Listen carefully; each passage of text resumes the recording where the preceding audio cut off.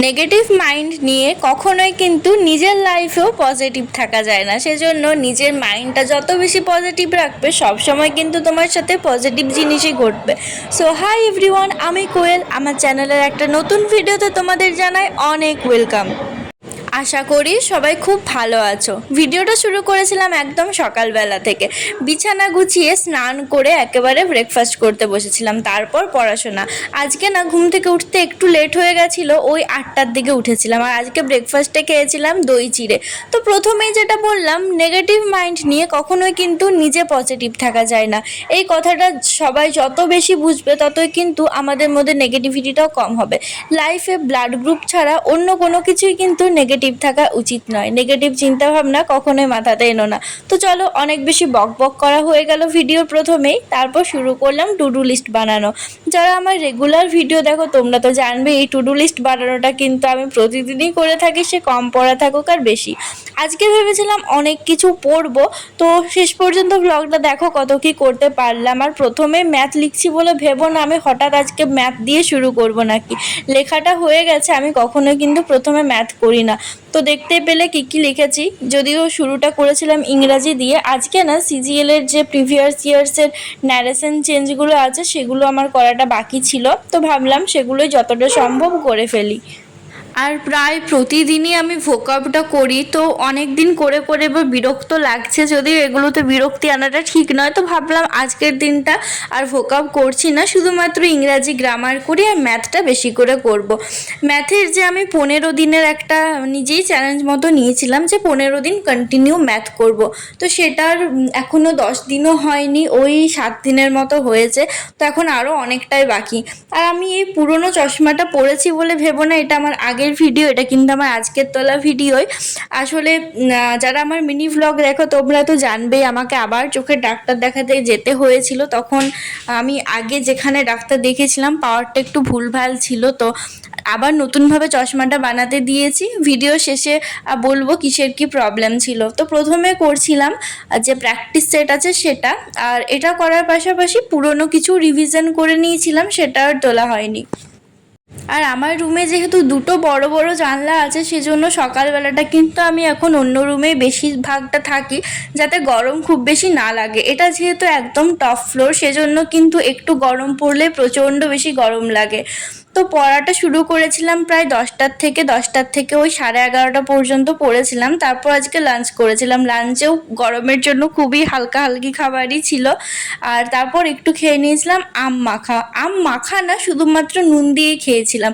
এইসব জিনিসগুলোতে যত বেশি লঙ্কা আবার কাসুন্দি টাসুন্দি অ্যাড করবো অতটাই কিন্তু আনহেলদি হয়ে যাবে। তো তারপর না একদম ঘুমিয়ে পড়েছিলাম, একেবারে বিকেলবেলাতে শ্যুট করছি। একটু সামান্য দইয়ের শরবত করে খেয়েছিলাম। এই গরমে আর চা খেতে ইচ্ছে করছিল না, তা ভাবলাম ঘুম থেকে উঠলাম যখন কিছু না খেলেও ভালো লাগে না, তো একটু দইয়ের শরবত খাচ্ছিলাম। আর বিকেলবেলাতে আমার রুমের এই জানলাটা থেকে এত বেশি সুন্দর ঠান্ডা ঠান্ডা হাওয়া আসে, সেজন্য প্রায় 5 মিনিট এখানটাতেই দাঁড়িয়ে থাকি। দুপুর টাইমটাতে না ঘুমিয়ে ম্যাথ করলে অনেকটা কাজে আসে, কিন্তু এখন প্রচণ্ড যেহেতু গরম পড়ে গেছে না, দুপুরবেলাটাতে জেগে থাকাটা খুবই বেশি আমার কাছে প্রবলেমের জিনিস হয়ে যাচ্ছে। সেজন্য না দুপুর টাইমটাতে একদমই প্রায় জাগতেই পারছি না।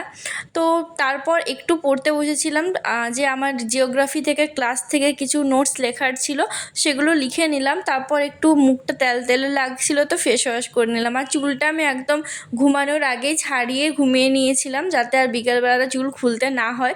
তো তার জন্য এখন আর একেবারেই চুল ছাড়াইনি, যা ছিল তাই রাখা আছে। এমনিতেও বাইরে সেরমভাবে যাওয়ারও নেই। আর এই গ্রীষ্মকাল পড়লে আমার সব কিছুই রুটিন এলোমেলো হয়েই যায়, কারণ গ্রীষ্মকালে না আমি খুব একটা বেশি সেরমভাবে অ্যাক্টিভ থাকতে পারি না। আমার গরমে প্রচণ্ড বেশি কষ্টই হয়, বেশি বাইরে টাইরেও বার হতে পারি না। তারপর আজকে খেয়েছিলাম বিকেলের খাবারে ছিল ম্যাগি।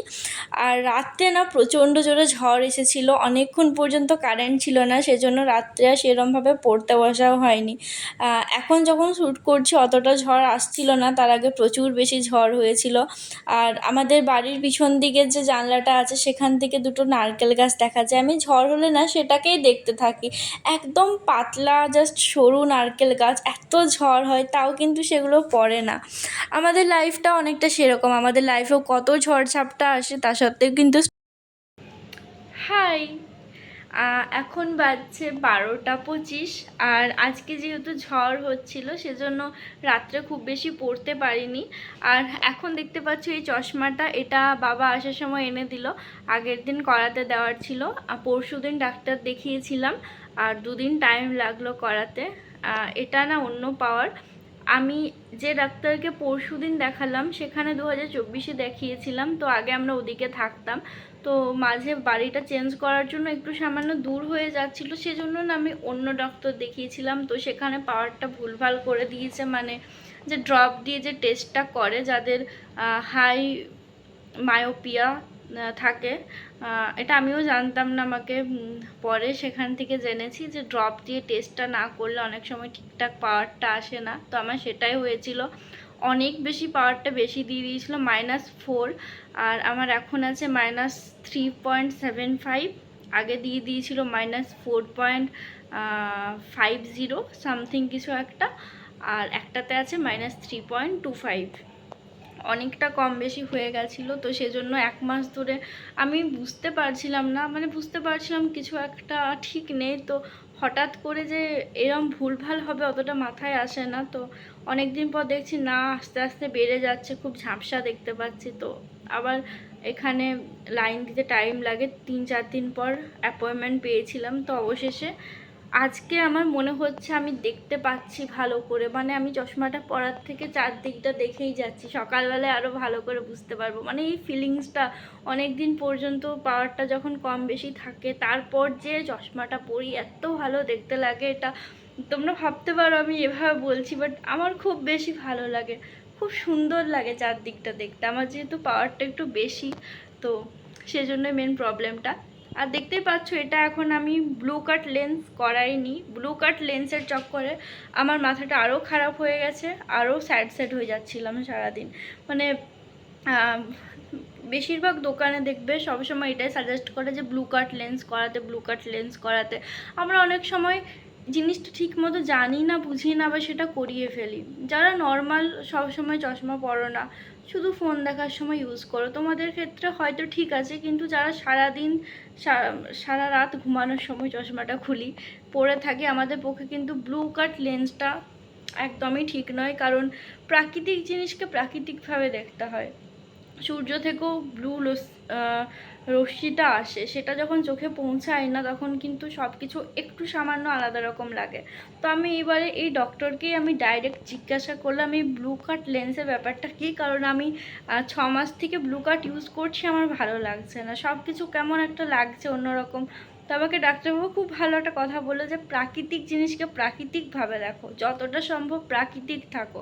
যখন চোখ ঠিক আছে, কেন তুমি কৃত্রিম জিনিসকে প্রয়োগ করছো? তো ব্যাস তারপর থেকে আমি একদম এটাকে আমি বলে দিয়েছি আমাকে প্লেন করিয়ে দিতে। আমার ফোনেও ব্লু কাট ফিল্টার আছে, আমি এমন বেশি ফোন ইউজও করি না। তো এই গেল আমার চোখের ব্যাপার। আর আজকে যা দেখালাম, পড়া খুব বেশি হয়নি কারণ রাত্রে ঝড় হয়ে গেছিলো। আর এখন 12টা 25 বেজে গেছে। তো ভাবলাম ভিডিওটা আজকে ফেস টু ফেস শেষ করি, অনেক দিন পর তোমাদের সাথে ভিডিও শেয়ার করছি। তো চলো, সবাই খুব ভালো থেকো, সুস্থ থেকো, দেখা হচ্ছে অন্য একটা ভিডিওতে।